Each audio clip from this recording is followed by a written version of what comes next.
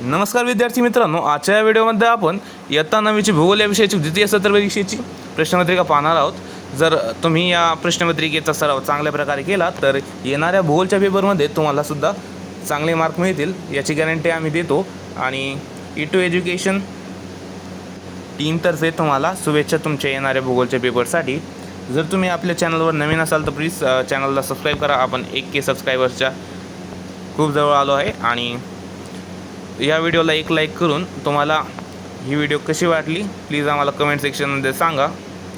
व या तुमच्या इयत्ता 9च्या सगळ्याच विषयांच्या द्वितीय सत्र परीक्षांची PDF सगळ्या विषयांच्या PDF क्वेश्चन पेपर्सच्या आणि व्हिडिओज यांची प्लेलिस्ट मी तयार केली आहे।